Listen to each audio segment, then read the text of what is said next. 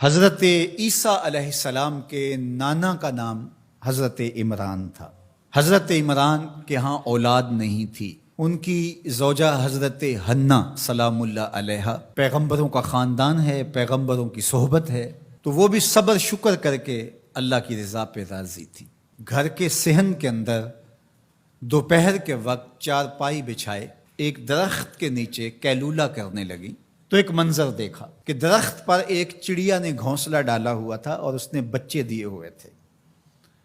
وہ کہیں سے اڑ کے جا کے دانا اٹھا کے لاتی اور بچہ چونچ کھولتا اور ماں اس کی چونچ میں دانا ڈال دی۔ چڑیا کے بچے کے ساتھ چڑیا کی محبت کو دیکھا تو حضرت حنہ کا دل چوٹ کھا گیا اور بارگاہ عزدی میں عرض کی، مالک تو نے جانوروں کو بھی بچے دیے ہیں اور وہ ان سے پیار کر رہے ہیں، تیرے دربار میں کیا کمی ہے اگر تو مجھے اولاد عطا کر دے۔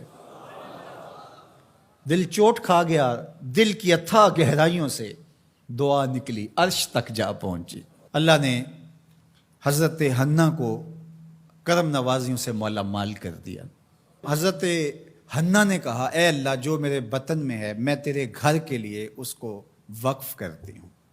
جب ولادت کے لمحے آئے تو حضرت حنہ زوجہ عمران نے بیٹی کو جنم دیا تو پریشان ہو گئیں کہ مالک یہ تو بیٹی ہے، میں نے تو اس کو مسجد اقصیٰ کے لیے وقف کیا ہے اور وہاں سارے مرد ہیں، ایک لڑکی جب جوان ہوگی تو اس کو وہاں کیسے چھوڑ سکوں گی، منت میری کیسے پوری ہوگی۔ بہت پریشان ہوئی منت کی تکمیل کا سوچ کے کہ مالک یہ تو بیٹی ہے۔ آواز آئی، پریشان ہونے کی ضرورت نہیں حنہ، جو تو نے بیٹی جنم دی ہے ایسے تو بیٹے بھی نہیں ہوتے۔ اس بیٹی کا نام کیا رکھا گیا؟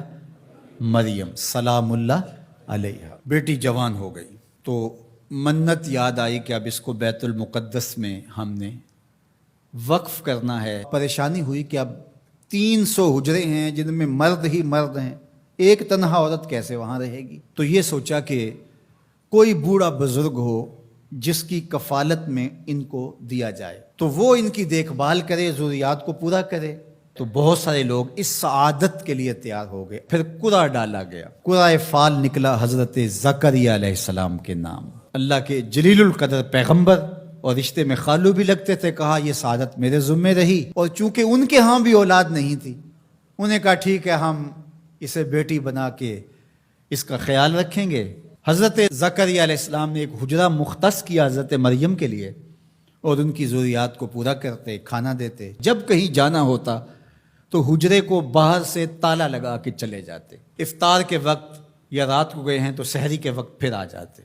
ایک دن حضرت زکریا علیہ السلام تالا لگا کے کہیں گئے کام، واپس آتے ہوئے دیر ہو گئی اور افطار کے لمحے گزر گئے، بہت پریشان ہوئے تو خیر سامان لے کے تیزی سے پہنچے اور آ کے دروازہ کھولا، وجد عندہا رزقا، تو دیکھا بے موسم پھل پڑے ہوئے ہیں۔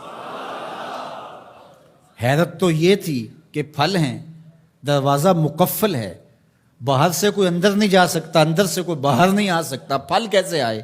پہلی حیرت تو یہ، پھر پھل بھی بے موسم ہے۔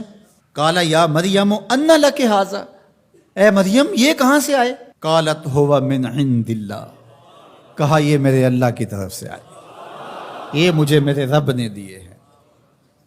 ان اللہ یرزق من یشاء بغیر حساب، وہ جس کو چاہتا ہے بغیر حساب کے عطا کرتا ہے، اس کے لیے کوئی مشکل نہیں ہے۔ جو ماں کے پیٹ میں بچے کو رزق دیتا ہے، انڈے میں چوزے کو رزق دیتا ہے، وہ حجرہ مریم میں مریم کو رزق نہیں دے سکتا؟ اب حضرت زکریا علیہ السلام کا ذکر آپ نے سنا کہ ان کے ہاں اولاد نہیں تھی اور عمر کتنی ہو گئی تھی؟ 120 سال، اور آپ کی زوجہ کی عمر 100 سال ہوگی، تو اب تو امید بھی ختم ہو گئی اولاد کی۔ لیکن جب بے موسم پھل دیکھے نا تو اندر چھپی ہوئی امید کی موہوم سی جو چنگاری تھی وہ بھڑک اٹھی، اور حضرت زکریا نے ہاتھ پھیلا لیے، ہنالک دعا زکریا رب، مالک جب تو مریم کو بے موسم پھل دے سکتا ہے، میرے شجر عمر پر اولاد کے آنے کا موسم بیت گیا ہے، لیکن مالک کیا تو مجھے بے موسمی اولاد نہیں دے سکتا؟ حضرت زکریا وہیں کھڑے ہو کے دعا مانگنے لگے. معلوم ہوا جہاں رحمتیں اترتی دکھائی دیں وہاں دعا مانگی جاتی. ہم جب اللہ والوں کی قربت میں جا کے اللہ سے دعا مانگتے ہیں تو کچھ لوگ معترض ہوتے ہیں کہ اللہ تو ہر جگہ موجود ہے، یہاں کیوں مانگ رہے ہو؟ مسجد اقصی پاس ہے لیکن حجرہ مریم میں اللہ کا پیغمبر دعا مانگ رہا ہے، وہاں رحمت آنکھوں سے اترتے ہوئے دیکھی.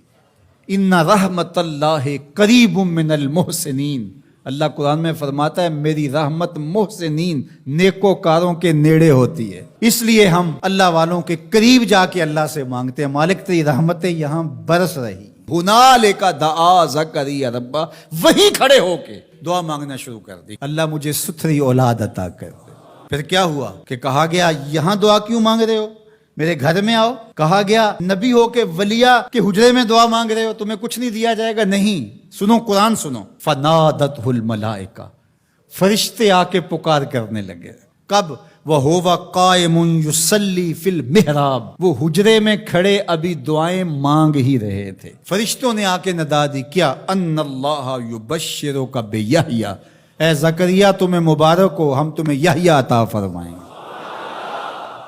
اولاد مانگی ہے تو یحییٰ ملے گا، لیکن اکیلی اولاد نہیں مانگی، ذریۃً طیبہ، ستھری اولاد مانگی ہے، پاک اولاد مانگی ہے. تو مصدقاً بکلمۃ من اللہ وسیداً وحصوراً ونبیاً من الصالحین، جو بیٹا دینے والے ہیں وہ کلمت اللہ کی تصدیق کرنے والا ہوگا، سردار ہوگا، عورتوں سے الگ رہنے والا ہوگا اور پیغمبر ہوگا، صالحین سے نبی ہوگا، یہ شانوں کا مالک ہوگا. فوراً دعا قبول ہو گئی. یہ ہے کرامت سیدہ مریم کے حجرے میں بے موسم پھلوں کا ملنا اور وہاں دعاؤں کا قبول ہونا.